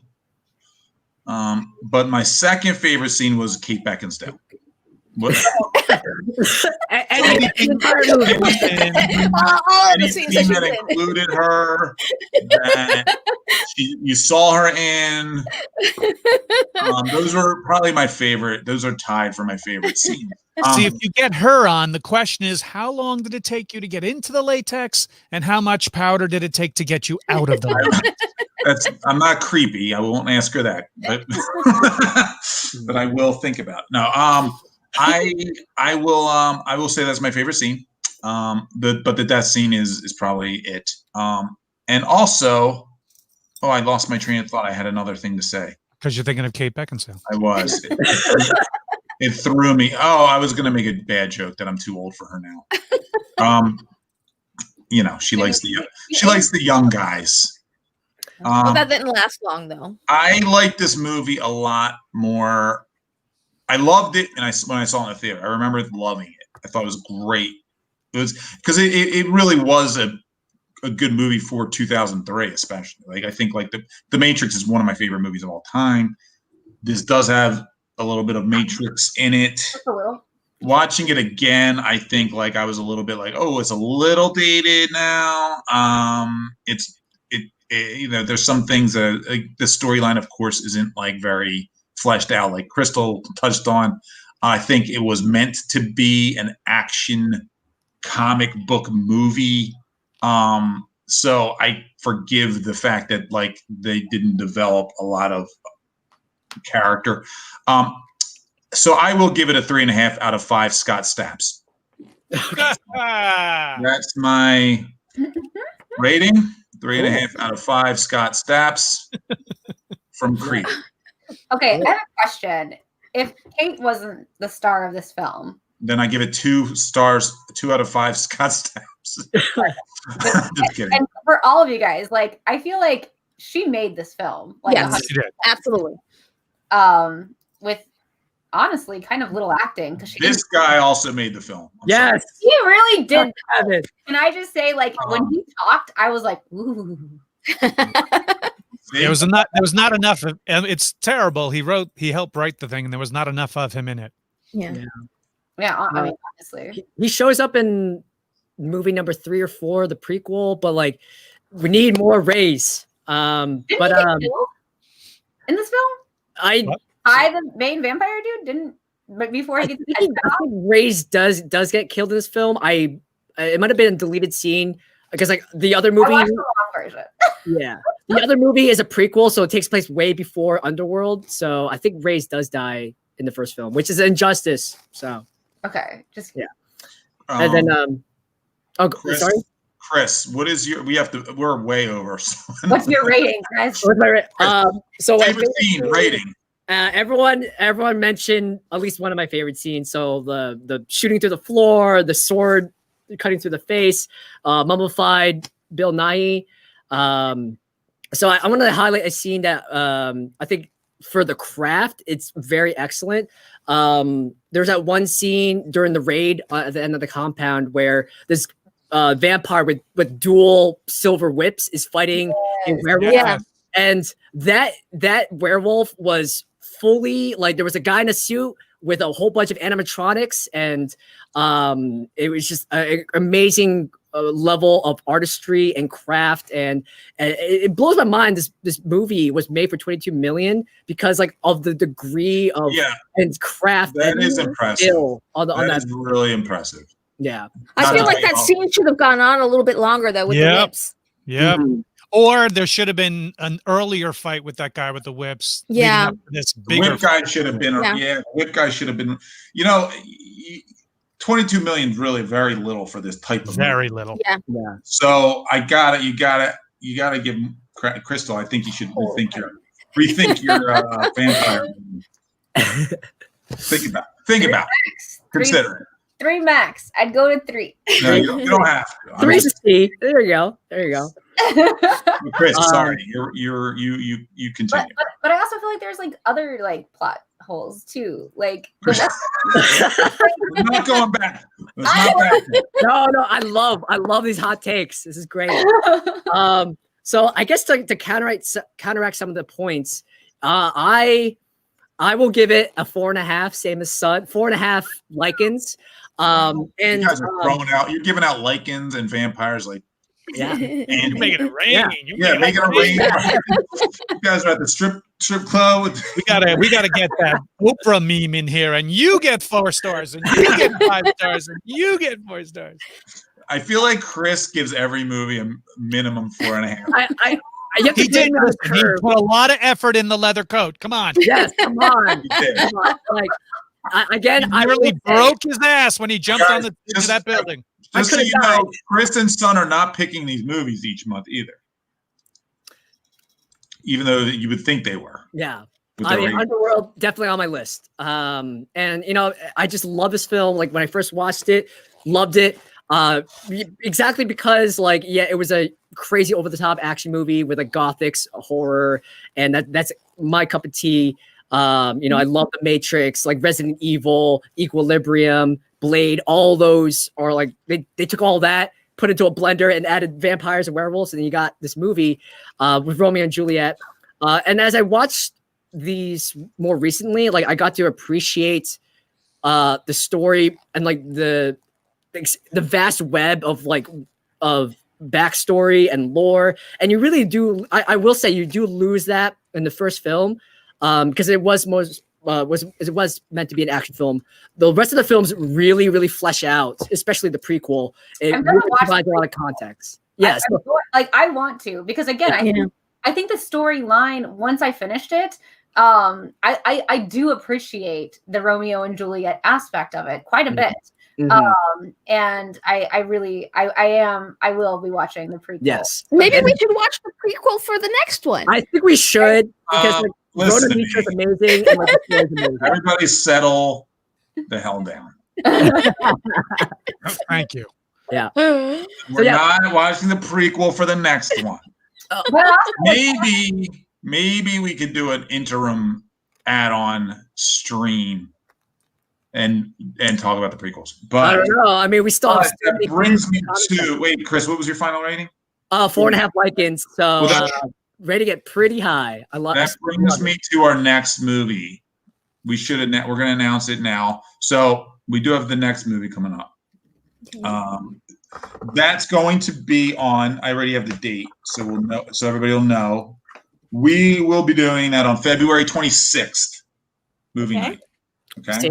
Same bat time, same bat channel. Same bat time, same bat channel. What's that, Crystal? Is it Valentine's Day related? No. No, it is not. No, it isn't. You might not even know this movie. I want a love story, a real one. I feel like I'm going to disappoint Crystal right now. You are. Constantly text me like, "Can we please let me choose the movies?" All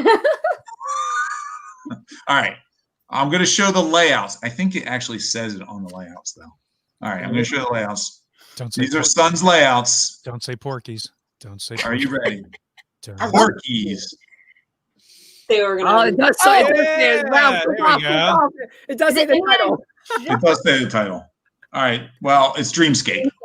Oh, Dreamscape. These are the layouts for the cover. I don't think I've seen Dreamscape. I'm not sure I have either. I've never heard of Dreamscape. I'm very curious. This is a great film. Brian, do you remember Dreamscape? I do when it first came out. I haven't seen It's literally came out right before like the first. What year was it? Like 83. It came out before Freddy was the first Freddy Krueger movie, A Nightmare on Elm Street. And it's like the same type of concept. It's not a horror movie though. It's more of Okay. 84. Great. Dennis Quaid. All right. I haven't seen this since I was a kid. And scared the crap out of me too. Dude, this was dope. And the poster art is not too shy in stealing their information. It's a very under the radar. We went under the radar with Dreamscape. We challenged Sun to come up with a cover for it. You're probably like, what do I do for Dreamscape? Try to please. Try to please. Some people don't know what Dreamscape is. You will find out. Yeah, I think it'd be really great because we'll have a lot of fresh perspective. Dennis Quaid is all that matters. You know, I probably did see it, but it's just probably been so long, you know. Max von Sydow. It is a great film. At least I thought so when I was like, I don't know. Right, don't say that. I once watched, Clash of the Titans when I was a kid. Yeah. And I saw it again recently, It's probably going to be just as cheesy. Why did I like Clash of the Titans? I'm gonna go for that. Joshua, I don't know. We just do it. All right. This is what we do here. Well, I want to apologize about Underworld real quick because it's supposed to be 80s and 90s genre. Underworld clearly is not 90s. In my head, when we chose it, I thought it was 99 in my head. So, in fairness to me, maybe that's when the pitch meeting was. The pitch meeting was probably in 99. It took 14 years to actually, Brian, it might have been in probably 93, and if we're being realistic. Hey, listen, Forrest Gump took 12 years before it got made, being handed around from studio to studio. Yeah, that seems right. Yeah. Anything else, Chris, before we let it be? So I do have a little bit of housekeeping. So again, I posted the links early in the chat. So if people want to stick around for a little bit, I'll repost them again. But the limited 250 movie club book is on sale. So is the 100 print run version. And if you are already subscribed, or if you want to sign up to the showcase subscription, these will start to be shipped out. And again, thank you, Sun, for all your incredible work. So good. So all of our lovely guests, thank you for being here. As always, it's always a lot of fun doing this Friday night event with you all. So everyone here on the panel will get this copy. And we're going to try to get a copy out to Kevin. So Kevin was awesome. Our first guest. It was cool having Kevin on. Yeah, that was amazing. So I'll put the links to the web store in a second. We also are having our next VirtualCon in February. I believe it's a 2-day event, February 18th and 19th. Yep, thank you, Ralph. This is going to be our virtual Mardi Gras con. So 18th and 19th. So Friday evening. Oh, I'm sorry. Thursday evening. And Friday. It's going to be a lot of fun. So if you've never been, please stop by. And this, especially this is your first live stream event, welcome. And we do live streams every single month. So lots of great stuff. We sell stuff. We have new products, collectible covers. We have Sun covers. Mm-hmm. All our great artists, and we have some cool guests appearing. I don't know who's lined up yet. Maybe I'll force Brian and Marilyn and you guys to come back on. You don't need ask twist your arms. You guys want to come on and do some? We do sometimes. Oh, what we could have these guys do, Chris, is I can force them to do comic book theater with us. Yes, comic book theater. Yes. Actually, Kevin Smith does it at the cons a lot. Yeah, what is that? Comic-Con theater. We've done it. We read comic book scripts on the live stream. Ooh, so much fun. Marilyn, yeah. Crystal's done it with us. Yeah. I'm terrible. You guys would be much better. I actually forced Crystal to do the last two of them. So I got to do this. Anyway, yeah. Well, I'm up. I'm game. Any plugs, guys? Anything you guys want to tell the audience where to find you, what you're up to next? Love to tell, can't. Well, we know you're busy. You're very busy doing your face swap. How do you like those face swaps, huh? How do you like those? I love it's my I favorite actually thing. enjoy them. I saw your Underworld face swap. Very helpful. And yeah, I got Brian, into the game as well. Brian, you're doing face swaps now too? Jesus. I'm not. No, she's taking my image without a signed release from me, no less, putting my biometrics out there without my consent. My God. Yes, I made him Lucian and I made him Victor. Oh my gosh, that's amazing. Look it up. Any Brian, anywhere where when what? Well, you can see above me. These are my social media addresses there. Also, there you go. On Twitch, I have my podcast called The O'Halloran. You can find that on Twitch and Facebook and YouTube. Kevin earlier this month talked about he's writing and finished writing a new draft of Clerks 3. Yeah. Hopefully we can get that going if everybody can get inoculated. Yes. Stuff like that. Yes. So, fingers crossed we'll have something. Maybe we'll have a movie to screen on this show. Yes. Leading up to Clerks 3. That's awesome. I'm waiting for my phone call. Can't wait. Marilyn, you already said you don't want to plug anything. You're very modest. Oh, well, no, it's not that I don't want to plug anything. I mean, yeah, I'm on Twitter, that Clerks Girl, Marilyn Gigliotti on Instagram and Facebook. I've auditioned for a few things, self-taped here. And then, there's just something that, I can't talk about. Nobody can ever talk about it. It's just secretive. Crystal, anything you want to tell us? Where to find your Twitch?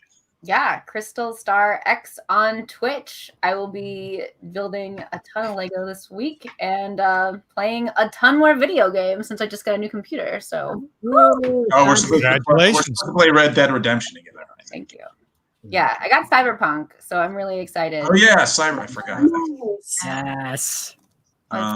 Son, how about you? I want to plug my Patreon. I'm doing a lot of like horror pinups right now. So my next one is Pennywise, and I'm so excited to share it with everybody. So I wanted to plug that for the low price of $5. You can have all the high res versions and all the not safe for work stuff. So yeah. What? That's awesome. Wait, what's your Patreon? Artist. Easy. I am posting the link in just a second. Yeah. I have a comic book coming out. Actually, my new book just came out. Hit shelves. The Courier. Buy it. Do it. Cool. It's a cover by Son. It's a Son's cover. Oh, I should have uploaded that. That would have been smart. On shelves this week. Son's cover. My artwork as well is on the cover. Nice. Wow, you still have that original stick figure. That's a lot of money. Listen, it's amazing, and please don't make fun of it. No, I'm completely sincere. It's the best. I'm completely sincere. Don't be that way. Don't be that way, Chris. This Wednesday or next Wednesday? I'm trying to find the cover, but I can't. No, Ralph, is it out this Wednesday or next Wednesday? It's out this past Wednesday. Came out this past Wednesday. Okay. I'll pick it up from Madness Comics. Yeah. Let's see if I can get a link right here. Yeah. And that's all I have to say about me. Awesome. Chris, what about you? I Zenescope. podcast a lot. Like if you want to, I don't want to like self plug, but like I do love the Underworld series, so I do a podcast called Left of Dread with my good friend Rye. She was hanging out in the stream earlier. We did the Underworld marathon podcast episodes like maybe like last year. So it's like 4 episodes of Underworld. It was a lot of fun. So look up Left for Dread. So that's my friend's podcast. And I play a lot of D&D. So that's my plan for this weekend. So that's I love it. Oh, and by the way, real quick, guys, Chris, for literally 9 months, was supposed to be getting our D&D game together. I have not heard anything about this. Ralph, I want to put you on the spot. I sent you an email pitch. We were going to do live D&D. You guys are all welcome. Yeah. I've never played. Never puts it together. So it's all on Chris, guys. Okay, it's all on me. Okay. I wouldn't want to play my first game on virtual. I haven't played before either. So all right, well, Marilyn, if you want, just for you, I will run a test game. It'll be a lot of fun and no pressure, no cameras. We just have fun. No, we're not. There's no test games. And you gotta dress up. You gotta dress up. Yes. Oh shit! Well, I don't have a whole hell of a lot. God damn it, Marilyn. This is all you need. Your teeth. You could be. Oh, okay. You're good. Listen, that's on Chris, guys. So if you want to see live D&D, I would love some ears, some fairy ears. I would love those. We might be calling you guys back for a interim movie night if Joe feels left out for not getting to give his score. He's gonna be so mad we kept going. But he had to get his sushi on. Cool. All right. All right. We've said it all, guys. We said it all. I love you Underworld all. D&D. I do have an extra pair of ears, and I'll totally send them to you if you'd like them. Oh yeah. Yes. So we'll get with Ralph with that. But yeah, I will I send you. need something. I need to get. Chris will get me my outfit. Don't worry. I want to be a warlord. I have a fairy warlord tiara. or I'm so sorcerer. awesome with those. Yeah. Perfect. Be a sorcerer You could be a sorcerer. or a warlord. Yes. We'll get you some robes and like. Why is everybody worrying about getting her a costume? She's just going to reface it on some sort of movie anyway. She's going to be on some Lord of the Rings movie reface. Goddamn face swap. Give her a freaking face swap. All right. Everybody's enjoying them. It's now midnight, guys. It's now midnight. Is there any other anything else? Stay safe, have fun. Stay safe. Enjoy yourselves, and we'll see you next month. See you soon. See you soon. All right, bye, guys.